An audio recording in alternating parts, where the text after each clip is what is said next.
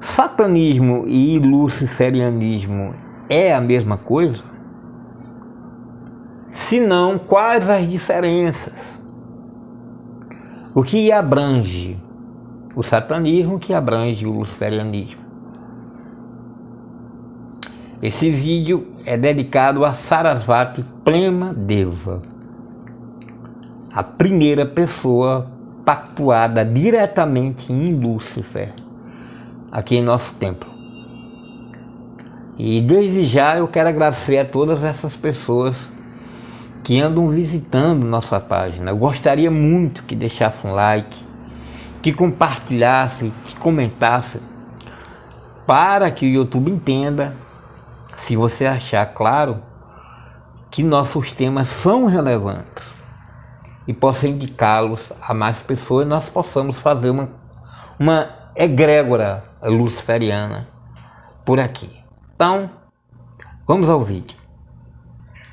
Tarô, baralho cigano, jogo de búzios, mapa astral completo dos orixás, antigo e verdadeiro. Você marca com a gente faz presencial, se você for da cidade, ou online. E o número é 819393-3813. Se não funcionar, coloque 9 antes do primeiro 9. 819393-3813. E vamos ao vídeo. Toda vez que você vê algum orador se dizendo seguidor da Kabbalah e dando a interpretação de Lúcifer, de Satã, relacionados com o Talmud, os Avesta, o Zohar, livro dos esplendores, a Kabbalah, então você estará diante de um satanista. A palavra Satã quer dizer claramente opositor.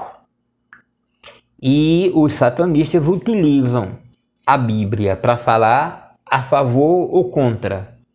O Talmud para falar a favor ou contra. Então existe um limite para o satanista.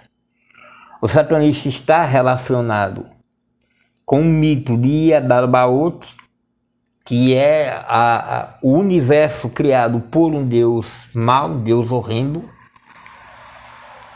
e ele enfatiza todos os tipos de magias, particularmente aquelas que nós chamamos de negras. Então, o satanismo em si, ele é oposição direta. Como eu lhe falei, ele pode utilizar a Bíblia a favor dele mesmo, como nós já fizemos aqui. Então, há vários vídeos que nós falamos aqui de Bíblia e adentramos. Esse é um aspecto satanista da coisa. Ele é opositor, então existe um limite para o satanista. O fato de se vestir de preto, de se relacionar com a Cabala e com os escritos judaico-cristãos. Então, esse é o satanista. Então, todo mundo que você vê falando disso aí é satanista. O luciferiano não é. O luciferiano, ele não tem somente acesso. Ele repudia ficar somente se opondo à Bíblia, ao Torá, ao Talmud, ao Zohar, a qualquer escrito judaico-cristão. E ele vai debruçar-se sobre outras coisas mais profundas, mais vetustas, como, por exemplo, os Vedas.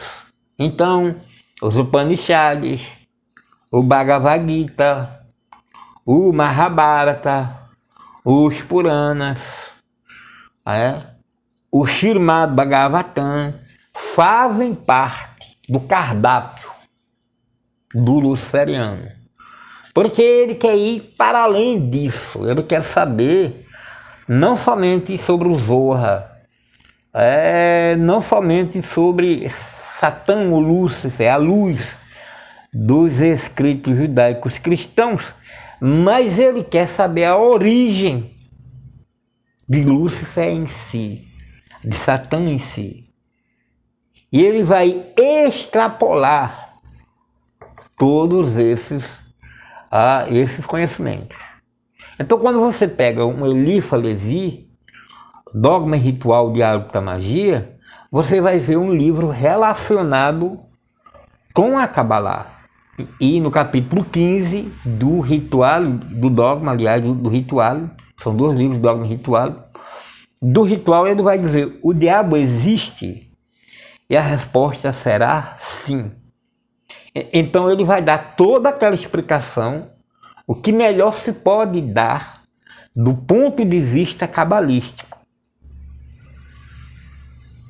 Então nos outros livros dele, a origem, você vai olhar os livros dele, que é História da Magia e A Chave dos Grandes Arcanos, são 3 livros dele, o principal, Dogma e Ritual.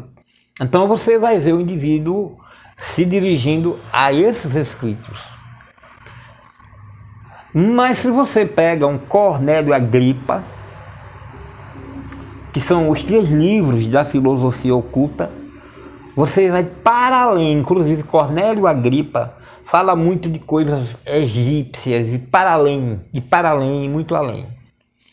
E quando você se debruça sobre a obra de Helena Petrovna Blavatsky, dando o seu correto valor no estado de coisas, não só um livro curioso e bom de ler, mas levando em consideração o que ela diz a respeito de Lúcifer e de Satã, bem mais antigos que são de que o Jeová, então o indivíduo só pode ser chamado de luciferiano. Então, o luciferiano, na sua doutrina, ele abarca todas as outras, como diria Blavatsky na doutrina secreta. Ele vai buscar as chaves ocultas de todas as outras doutrinas.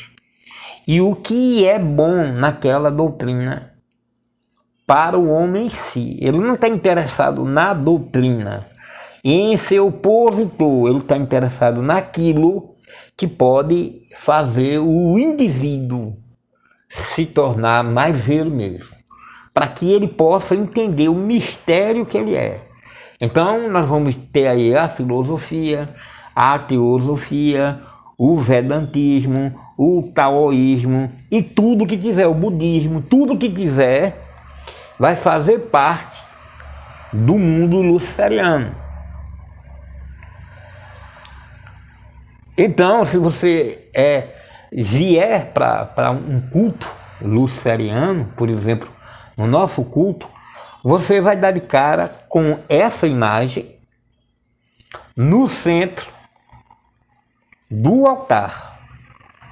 E aí nós falamos que ela é Baal.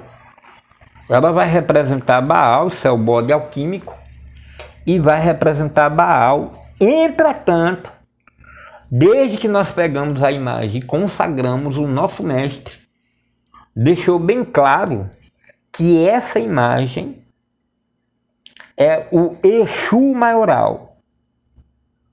A imagem do Exu maioral é a imagem adotada na Quimbanda Nagô, na Quimbanda tradicional. Teremos essa figura aqui como o Exu maioral. Então vocês veem que nós pegamos elementos de outra religião, mas que funciona. Como acontece com o tarô, que é uma tradição gitana, o baralho de Lenormand, o tarô de Marselha, o mitológico, entre outros. Então nós vamos pegar aquilo lá e vamos trabalhar junto com a pessoa.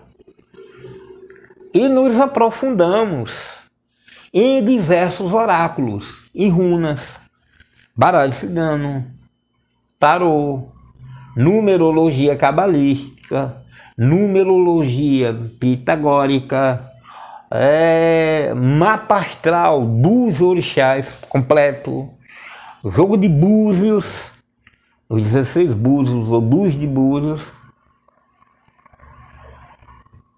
e mais ainda, dentro mesmo da tradição quimbanda, nós teremos os 12 búzios de Exu, os 4 búzios de Exu maioral. Nós teremos tudo que poderia ajudar o indivíduo na sua concepção de indivíduo.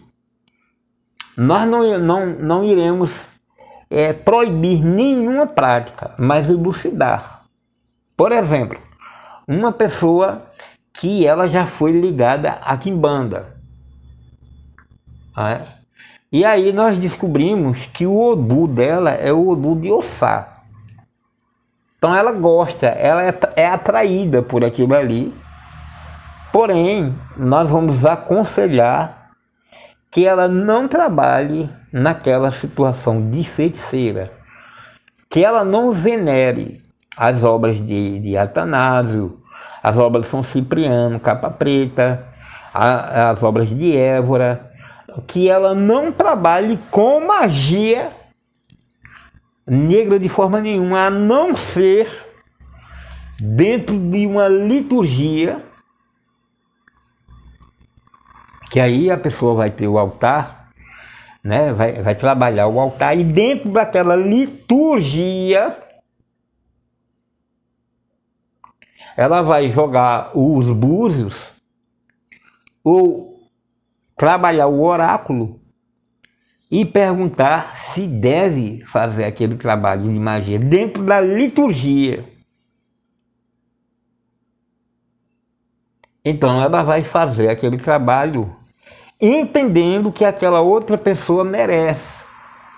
Porque o que acontece com as pessoas de Ossá é que se ela joga uma maldição, pega. Então uma maldição no filho, uma maldição no marido. Então é uma pessoa muito perigosa dentro do feitiço. Porque se ela tem Ossá na cabeça, ela terá as iamis, né? Ela terá essas coisas também de quimbanda que vão estar ali ao lado dela, né? As bruxas de Évora, né? E aquelas que são conhecidas dentro da quimbanda. Então, essas entidades vão se aproximar muito rápido perto dela. E o grande problema é que ela vai estar venerando Lilith, e Lilith terá a serventia de todas essas entidades de Umbanda feminina, de quimbanda, e existem algumas dessas entidades que dão muito rápido em nome de Lilith, e que a troca precisa ser dada de imediato, assim, com Lilith. Então, nós iremos passar para aquela pessoa que é de Ossá, o livro da Lilith, a magia luciferiana, o Xing, porque o Xing é que vai ter um contato maior com Lúcifer, sabe? E tudo mais. E se aquela pessoa precisar dar um bori, precisa dar um bori, vai passar um ano difícil, a gente vê no jogo de búzios, precisa dar um bori.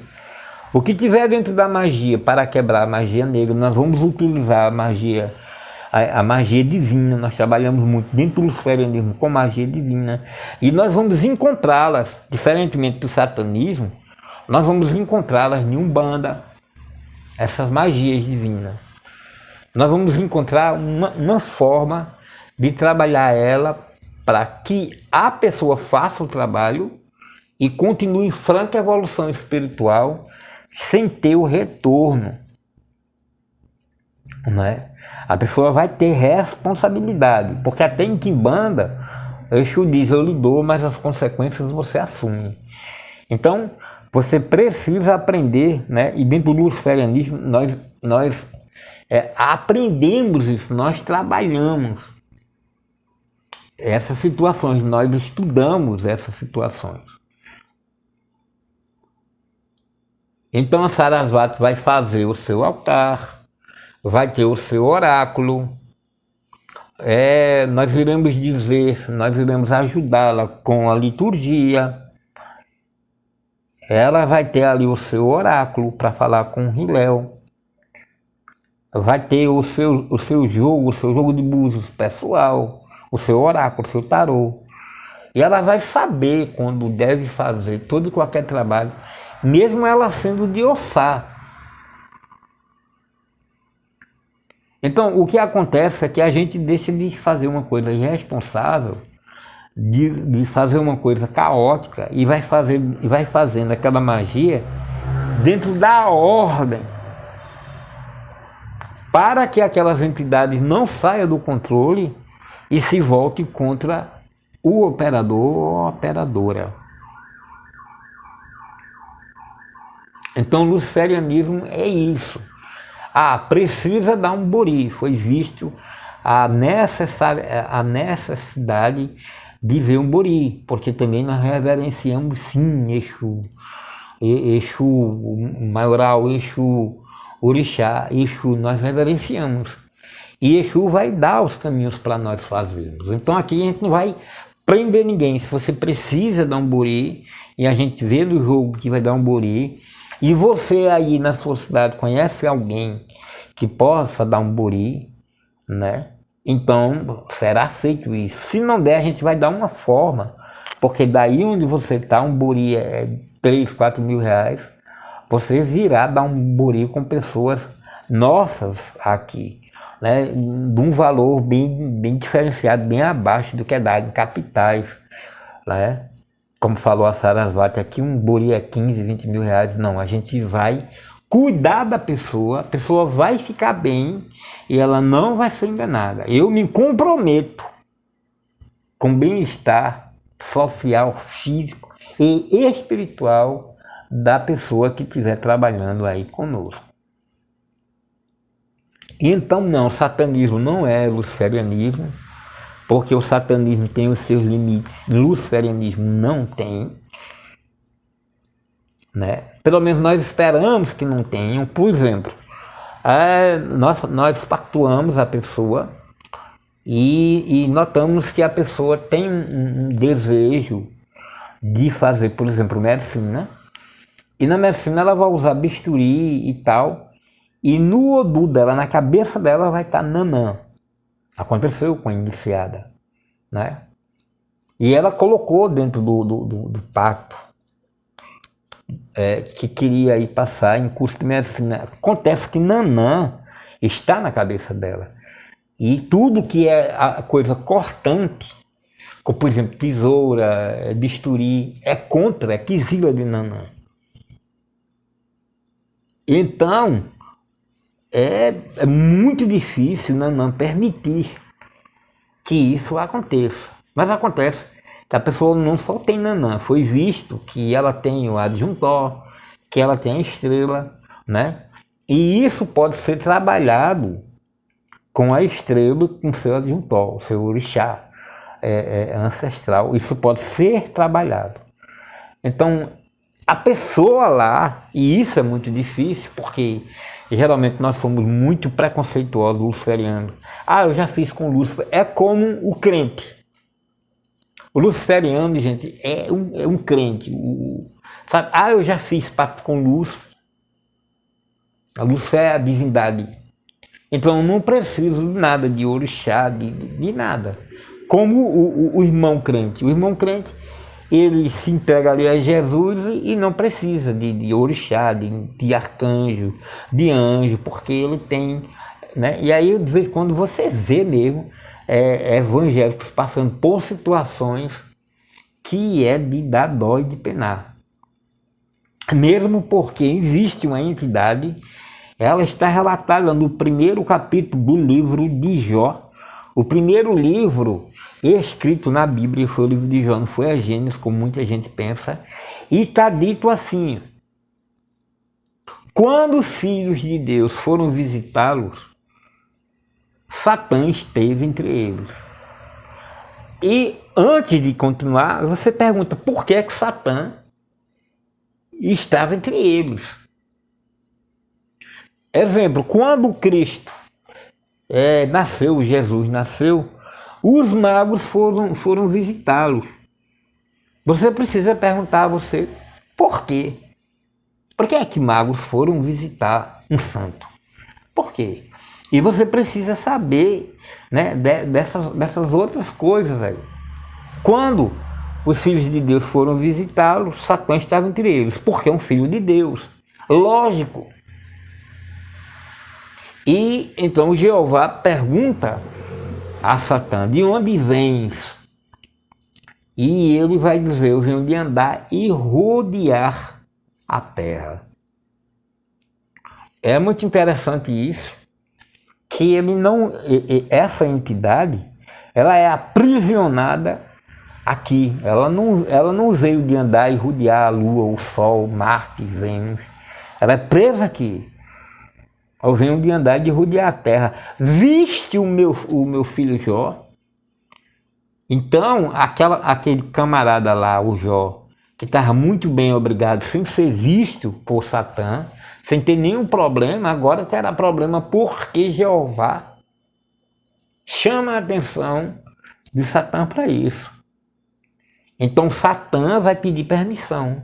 Mas se tu deixasse eu tocar nas terras dele, se tu deixasse eu tocar nos filhos, você vai observando essa entidade que ela se apraz a testar os irmãos dentro da igreja e dentro de todas as religiões cristãs. Porque não existe nada para alimentar. O que eu estou dizendo é, quando faz um mapa astral para você, e eu digo isso na introdução de todos os mapas, esperando que a pessoa desperte, é que o mapa astral normal vai falar de tudo que tem influência sobre você. As estações lunares, as pedras, etc e tal. Mas quando você faz o mapa dos orixás, você vai aprender os odus que você tem, as forças primeiras que você tem, que influenciam as estrelas, o curso das estrelas, as velas e as pedras. Outra coisa que o mapa astral não faz. O mapa astral, quando você vê que Vênus está para adentrar no destino de uma pessoa, Marte, e que vem uma situação de guerra, de problema, você simplesmente tem que passar por aquilo. Porque no passado, antes da queima da Biblioteca de Alexandria, esses exemplos nefastos do signo de Marte, da Lua em declínio, do escambau, de tudo aquilo ali que está lá no mapa astral, poderia ser alimentado. Você poderia, quando visse no signo de Áries, Atena, que é que rege o signo de Áries feminino, em vez de ser Marte, porque a gente pensa, não, eu sou regido por Marte, o deus da guerra não, a mulher é regida pela irmã de Marte, que é Atena. O homem de Escorpião é regido pelo Escorpião, a mulher de Escorpião é regida pela aranha. Então são diferentes. Então quando uma mulher ariana se vê com problema porque o signo, né, porque aquele signo estava regendo, né, a deusa da guerra estava regendo, ela ia lá num templo lá da deusa, da Palas Atena, a deusa da guerra, e oferecia as suas ofertas, as suas oferendas, coisa que não acontece mais hoje em dia. Não acontece, se perdeu a tradição. E entre os africanos, quando você descobre os seus odus africanos, você percebe que você precisa alimentá-los, existe como alimentá-los. A sua cabeça precisa ser alimentada.